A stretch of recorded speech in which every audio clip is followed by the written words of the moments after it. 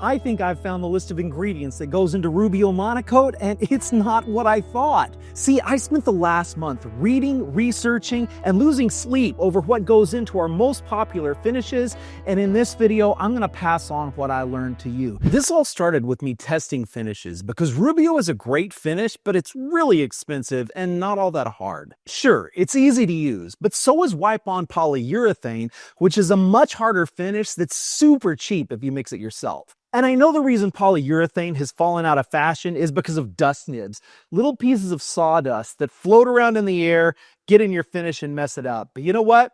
It's not an issue with satin or matte finishes. Look, it's probably better if I just show you, and don't worry, we'll get to that secret formula for Rubio in just a minute. Sample A is going to be 2 coats of Rubio. I know that you're supposed to be able to do just 1 coat, but everybody on YouTube uses 2, so we're going to go with that. Sample B is going to be 2 coats of the General Finishes hard wax oil. It's similar to Rubio, but it uses a urethane as a resin. So it's somewhere in between, and I want to see what that looks like. Sample 3 is experimental. I want to try putting 1 coat of poly on bottom and follow up with 2 coats of Rubio on top. So we can get that same look that we get with Rubio, but we'll also have a thin coat of polyurethane protecting the wood. Sample D is going to be 4 coats of satin polyurethane. It was supposed to be 3, but when it was time for the 3rd one, I messed up and put on the glossy, so I had to put satin over the top, proving the concept that only the top coat matters for appearance. Anyway, satin poly. Sample E is going to be 2 coats of glossy polyurethane, followed by 1 coat of paste wax. Now I just have to wait for these finishes to cure, which will take 3 weeks. Guess I've got some time to research. For 3 weeks, I read, took notes, and surfed the internet.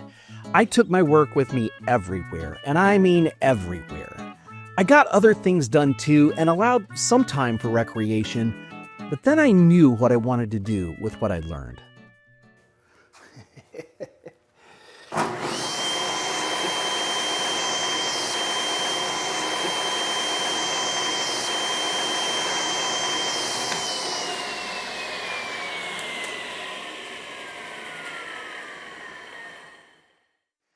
I've been digging for weeks, but I came across this.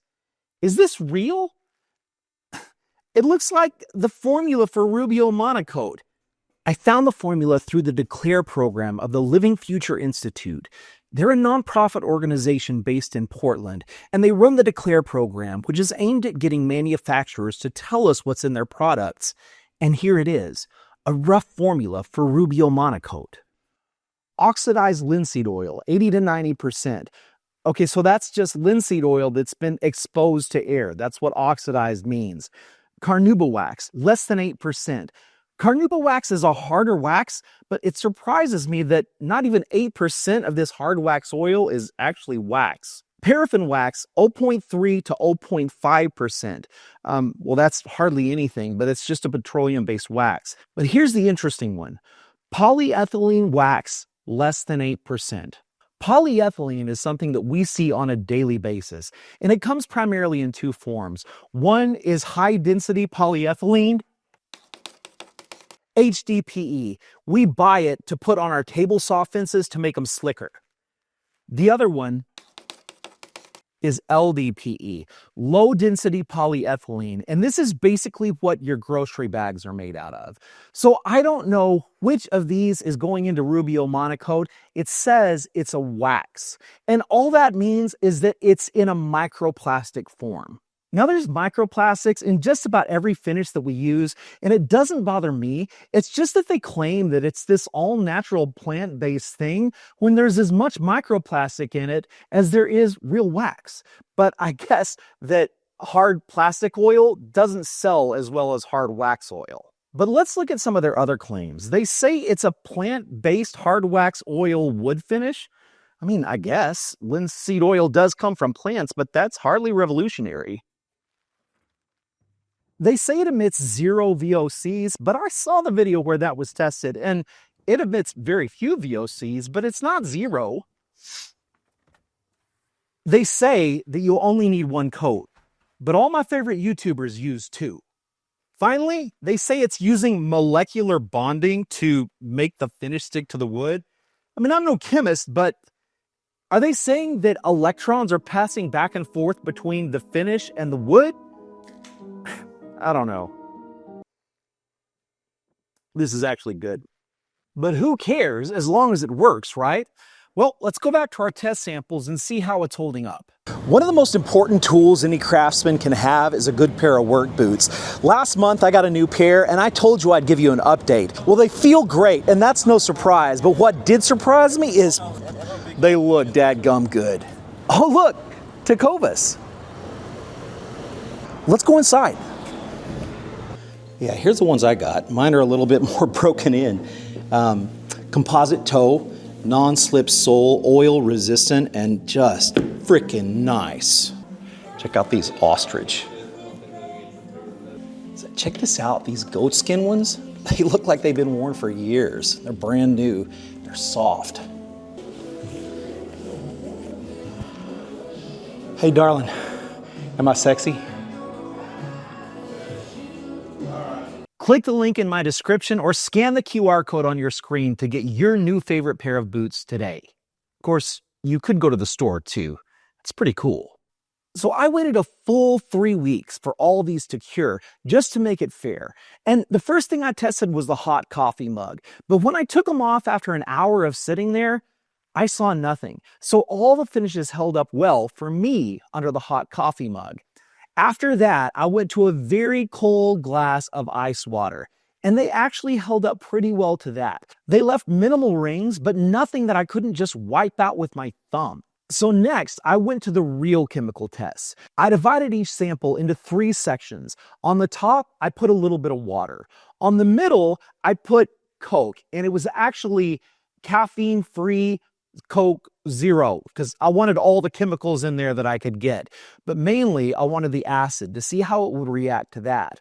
On the bottom, I took out the big guns. I put hand sanitizer on there because hand sanitizer is in our homes now. It's alcohol-based. Alcohol is a common solvent for wood finishes, and I wanted to see what had happened. So I let all of them sit for a few hours, and the results were interesting. The water did the most damage to the paste wax.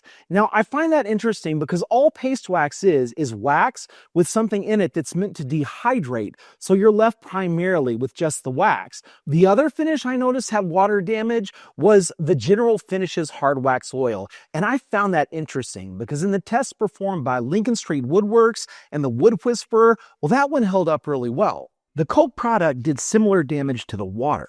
But the big damage was done by the hand sanitizer. No surprise there. The hand sanitizer damaged all the finishes except the polyurethane.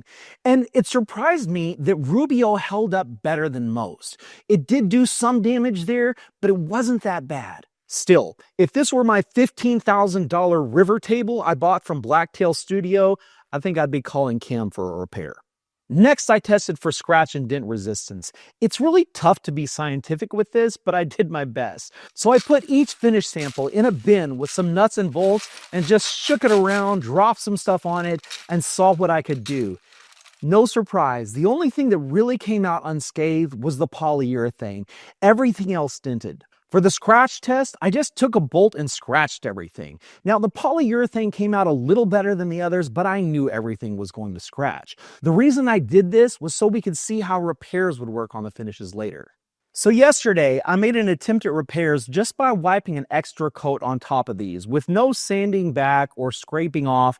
And honestly, they all look about the same. The poly still looks like poly with scratches on it. None of the scratches are gone from the others.